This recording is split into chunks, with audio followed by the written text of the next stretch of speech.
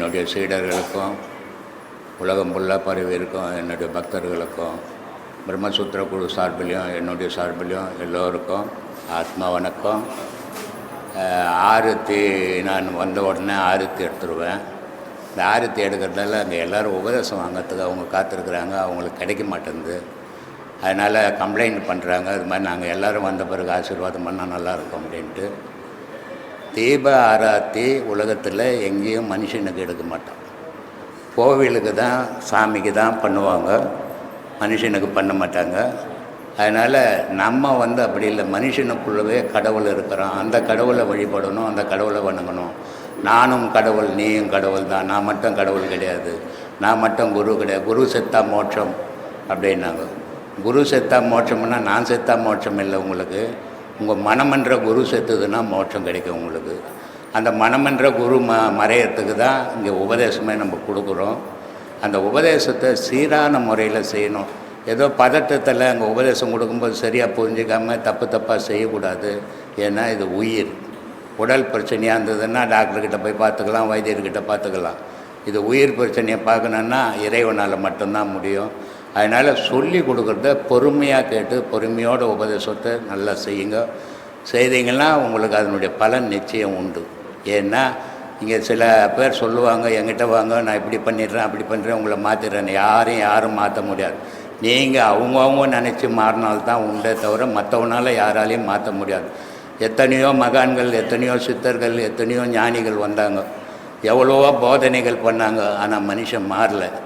இன்றைக்கி ஏதோ நம்ம பேசுகிறது இன்றைக்கி உலகம் ஃபுல்லாக கிட்டத்தட்ட 14 கோடி பேர் மாறி இருக்கிறாங்க. இது நமக்கு ஒரு சந்தோஷம். ஏதோ நம்ம பேச்சை கேட்டோம், நம்ம இவ்வளோ மாறி இருக்கிறாங்கன்னுட்டு. அந்த மக்கள் நல்லா இருக்கணும். என்னுடைய குறிக்கோள் நான் நல்லா இருக்கிறேன்னா இல்லையான்றதே பிரச்சனை இல்லை. ஒரு ஆசிரமத்துக்கு போனால், ஒரு ஆசிரமத்தில் சீடர்கள் ஆகும்போது அந்த சீடர்கள் அறியாமையில் இருப்பான், முட்டாள்தனமாக இருப்பான், தெரியாமல் இருப்பான். ஆனால் ஒரு குருன்றவன் அவனை அறிவாளி ஆக்கி அவனை திறமைசாலி ஆக்கிறது தான் குருவனுடைய கடமை. அதை தான் ஒவ்வொரு குருமார்களும் செய்யணும். ஏற்கனவே மனிதனுடைய மனம் குழம்பி போயிருக்குது. இன்னும் நம்ம குருவை நீட்டு நம்ம இன்னும் குழப்பி அவனை பணம் பறிக்கிறதுக்காக இந்த தெய்வக்கலையை பயன்படுத்தக்கூடாது. அதனால் எல்லா சீடர்களும் நீங்கள் அறிவாளியாக இருக்கணும். நான் அறிவாளியாக முட்டாளான்றதே பிரச்சனையே கிடையாது. ஆனால் நீங்கள்லாம் அறிவாளி ஆகணும். என்னுடைய சீடர்களை யாரை கேட்டாலும், எந்த கேள்வி கேட்டாலும் அந்த வினாடியில் பதில் சொல்கிற ஆற்றல் உங்களுக்கு வரணும். அதுக்காக தான் நான் இவ்வளோ பேசுகிறேன். இதையெல்லாம் கேட்டு நீங்கள்லாம் நல்லபடியாக நல்ல வழியில் போவீங்க, நல்லா இருப்பீங்க. சந்தோஷத்தையும் துக்கத்தையும் தூக்கி போடுங்க. அமைதியோடு வாழ கற்றுக்குங்க. அந்த அமைதி தான் வாழ்க்கைக்கு நல்லது. அதில் ஆரவாரம் இல்லாத வாழ்ந்தீங்கன்னா அந்த அமைதி கிடைக்கும். அந்த அமைதியால் உங்கள் மனம் ஆண்டவனை தேடும். அதுக்காக தான் நான் இவ்வளோ வருஷமாக 40 வருஷமாக இதை பேசின்னு இருக்கிறேன். இன்றைக்கி உலகம் எவ்வளவோ மாறி இருக்குது. ஆனால் உலகத்தையே நம்மளால் மாற்றிட முடியாது. நம்மளால் முடிஞ்ச 10 பேர் மாறட்டும்.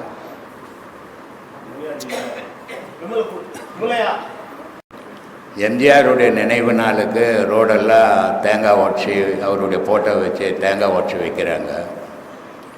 அதே மாதிரி ஜெயலலிதா முதலமைச்சராக அந்த ஆட்சி நடத்தினாங்க.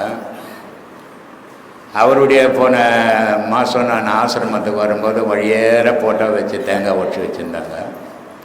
அது எதுக்காக வைக்கிறாங்கன்னு எனக்கு தெரியாது. ஆனால் ஜெயலலிதா முதலமைச்சராக இருந்ததை வச்சு கோடிக்கணக்கில் சாப்பிட்டவங்களாம் உண்டு, லட்சக்கணக்கில் சாப்பிட்டவங்களாம் உண்டு. அதே மாதிரி எம்ஜிஆர் இருக்கும்போது அவரை வச்சு கோடியாக சம்பாரித்தவங்களாம் உண்டு. ஆனால் இன்றைக்கி நடு ரோட்டில் ஒரு ஃபோட்டோ வச்சு அதில் ஒரு தேங்காய் உடச்சி வச்சுட்டு ஆள் இருக்க மாட்டேறான். எதுக்காக அது வைக்கிறாங்கன்னு தெரியல எனக்கு. ஆனால் கோடிக்கணக்கில் சாப்பிடுவேன், லட்சக்கணக்கில் சாப்பிடுவேன். எம்ஜிஆருனுடைய நினைவு நாளோ ஜெயலலிதாவினுடைய நினைவு நாளுக்கோ வச்சு ஒரு தேங்காய் உடச்சி வைக்கிறான்னா, அந்த இடத்துல ஒரு 1000 பேருக்கு அன்னதானம் பண்ணான்னா அதனுடைய புண்ணியம் செத்தவனுக்கும் போகும், செய்தவனுக்கும் வரும். ஆனால் அதை யாரும் செய்ய மாட்டேன்றான். ஏன்னா பணம் போய்டும்னு நினைக்கிறானோ என்னமோ தெரியல. ஆனால் நான் ஒரு 10 பைசா கூட இங்கே நம்மளுடைய சீடர்களுக்கு யாருக்கும் கொடுத்ததும் கிடையாது. என்னால் கொடுக்குற சக்தியும் கிடையாது. அதே நேரத்தில் நான் யாரையும் அன்னதானம் பண்ணுங்க, இதை பண்ணுங்க, தர்மம் பண்ணுங்கன்னு பொதுப்படியாக பேசணும் தவிர தனி ஒரு ஆளை கூப்பிட்டு நீ பண்ணு நான் பண்ணுன்னு யாருக்கும் சொன்னது கிடையாது. காயத்ரி மேலே வா, இது வாங்கப்பா. இந்த பொண்ணு பெங்களூரில் இருக்குது. இது பேர் காயத்ரி.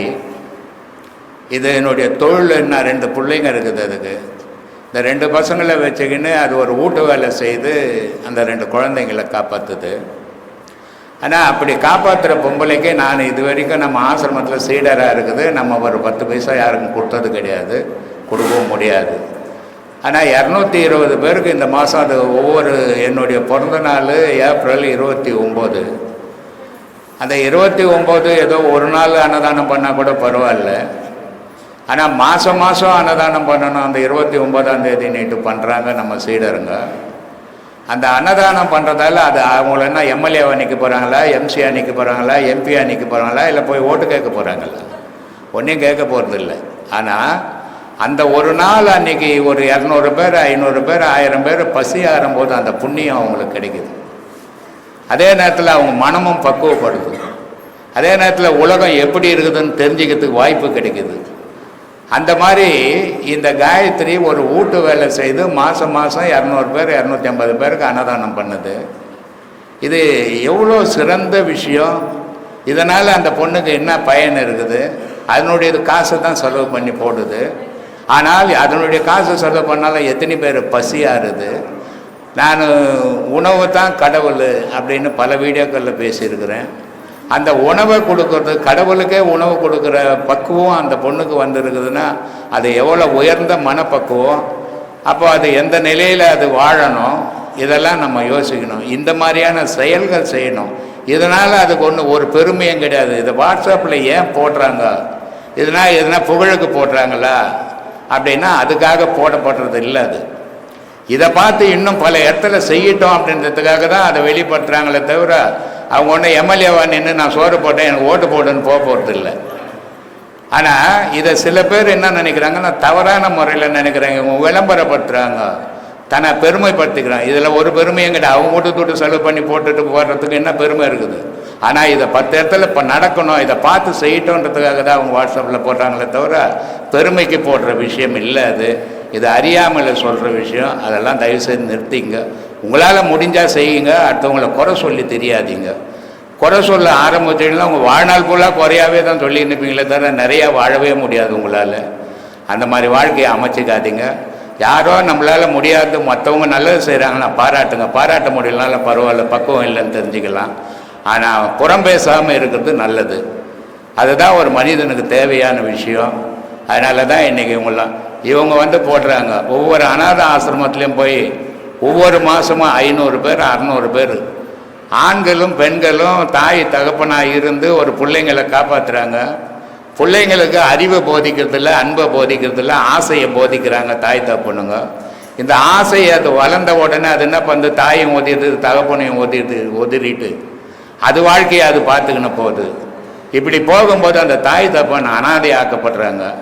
அந்த அனாதை ஆகும்போது ஆம்பளைங்களாக இருந்தால் கூட எங்கேயோ கோமனங்கம்னா கட்டின்னு ஏதோ ஒரு கோயில் வாசப்படியில் பிச்சை எடுத்து சாப்பிட்ருவான். பொம்பளை எப்படி வாழ முடியும்? பொம்பளை ஆம்பளை மாதிரி இருக்க முடியுமா? அதனால் அந்த பொம்பளைங்க என்ன பண்ணுறாங்க, அனாதை ஆசிரமத்தில் சேர்றாங்க. ஒவ்வொரு ஆசிரமத்துலேயும் 1000 பொம்பளைங்க இருக்கிறாங்க.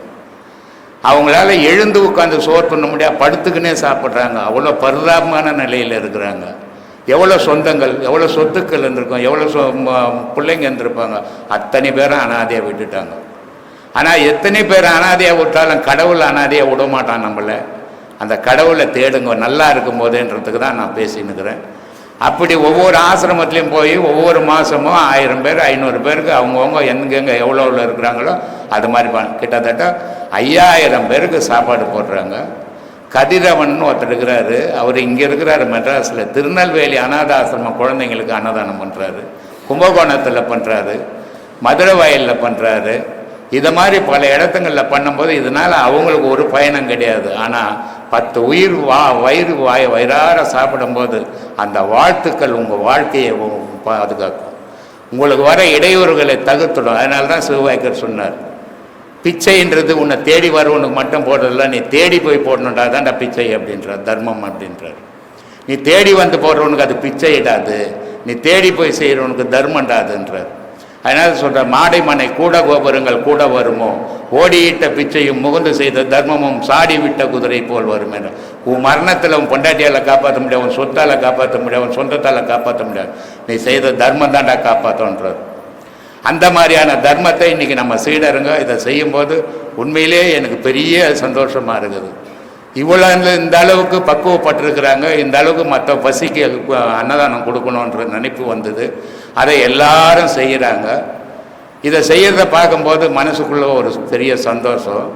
எல்லா ஆசிரமத்துங்கள்லையும் எந்த ஆசிரமத்துலையும் சோறு போட மாட்டாங்க, ஏதோ பேசுவாங்க, பாடம் கொடுப்பாங்களோ அது இன்னுமோ தெரியாது. ஆனால் டோக்கன் கொடுப்பாங்க, போய் கேன்டீனில் சாப்பிடுங்கன்னு காசு வாங்கிக்கின்னு நம்ம மாதம் 2000 பேருக்கு சாப்பாடு போடுறோம். ஏன் போடுறோம்? இங்கே யார் வந்தாலுமே எது பேசணுன்னாலுமே முதல்ல போய் நீ சாப்பிட்டுட்டு வந்து பேசணுவேன். ஏன்னா சாப்பாடு இல்லைன்னா கடவுளே இல்லை, சாப்பாடு இல்லைன்னா உயிரே இல்லை. மனுஷனுக்கு மட்டும்தான் கடவுள் தெரியும், மிருகங்களுக்கு எந்த கடவுள் தெரியும்? ஆனால் உணவு வேணும். உணவு இல்லைன்னா ஒரு உயிரினம் கூட வாழாது இந்த உலகத்தில். அப்படிப்பட்ட உயிரினம் வாழணும்னாக்கா உணவு வேணும். உணவு இருந்து மனிதன் நல்லா இருந்தால் தான் அந்த மனிதனுக்குள்ளே கடவுள் வாழ்வான். அந்த கடவுளை தேடும் போது தான் அவன் மோத்த முக்திக்கு போவான். அதனால தான் இந்த மாதிரியான செயல்கள்லாம் இவங்க செய்கிறாங்க. இதை பார்த்து கேலி பண்ணுறதோ கிண்டல் பண்ணுறதோ, கையால் ஆகாதவன், யாருக்கும் எந்த உதவி செய்யாதவன்னா இந்த மாதிரி வார்த்தைகள் சொல்லுவான். 4 பேருக்கு நல்லதை செய்யணும், 4 பேருக்கு உதவி செய்யணுன்றவங்க வாயில் இப்படிப்பட்ட வார்த்தைகள் வராது. இதை இனிமேல் தவிர்த்துப்பீங்கன்னு நினைக்கிறேன். சந்தோஷம். நன்றி.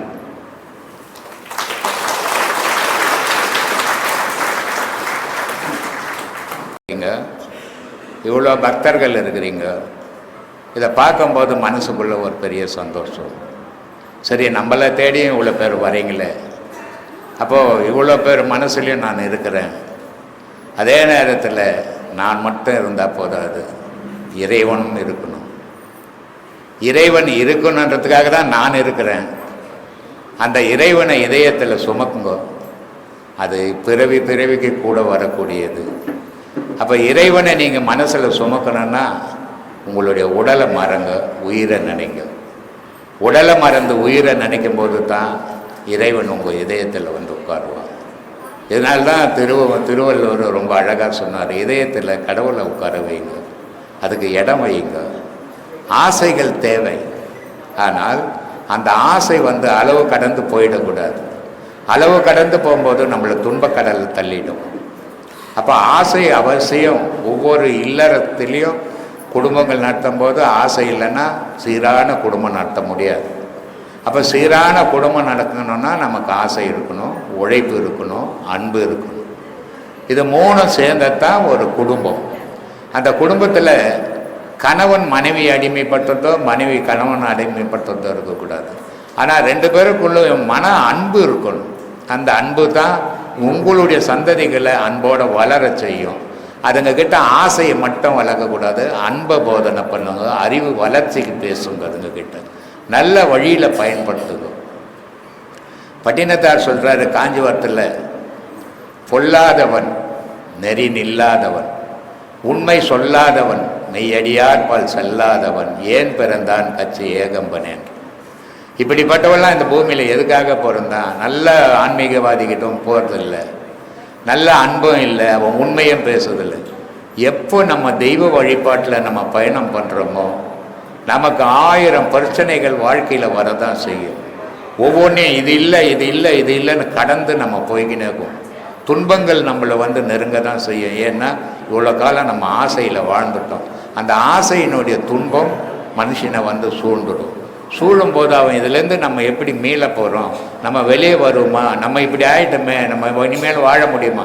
யாரையும் எல்லாரும் வாழறதுக்கு தான் இறைவன் படிச்சிருக்கிறான். யாரோ ஒரு அம்மா எல்லா வசதிகளும் இருக்குதான், ஒரு புள்ள செத்து போச்சா, தற்கொலை பண்ணிக்கலான்னு போயிட்டாங்க. இது தவறான முடிவுகள். இறப்பு பிறப்பு உலகத்தில் இயற்கை. இந்த இயற்கைக்கு என்ன கடமைகள் செய்யணுமோ அதையெல்லாம் நம்ம செய்யணுமே தவிர நம்ம தற்கொலை, கணவன் செத்துட்டான் நான் தற்கொலை பண்ணிக்கிறேன், மனைவி செத்துட்டா நான் தற்கொலை பண்ண, புள்ள செத்துட்டான் தற்கொலை, இது தவறான எண்ணங்கள். ஒரு முறை நீ தற்கொலை பண்ணிக்கணும் இறந்தீன்னா 100 முறை பிறந்தீனாலும் தற்கொலைக்கு தான் போகும். திருப்பி நீ வாழவே முடியாது இந்த உலகத்தில். வாழ்க்கைன்றது போராட்டம். அந்த போராட்டத்தில் நீ ஜெயிக்கணும்னா நீ உன்னை அறியணும். கடவுளுடைய துணையை வச்சுக்கினீன்னா எந்த துன்பத்தையும் உன்னால் ஜெயிக்க முடியும். அந்த பாதையை நோக்கி பயணம் பண்ணிங்கன்னா நீங்கள் அமைதியான வாழ்க்கை வாழ்வீங்க, ஆனந்தமான வாழ்க்கையை வாழ்வீங்க. முடிஞ்சால் 4 பேருக்கு நல்லது செய்யுங்க, முடியலையா யாரையும் குறை சொல்லி வாழாதீங்க. இதையெல்லாம் நம்ம மாற்றிக்கணும்னா நம்ம வாழ்க்கையும் மாறும், நம்ம மனசும் மாறும், நம்ம சிறப்பாக வாழலாம். அதுக்கு தான் இவ்வளோ பேசுகிறேன். நல்ல கேள்வி கேட்குறவங்க, நல்ல விஷயத்தை கேட்குறவங்க வாங்க கேள்வி கேளுங்க, சொல்கிறேன்.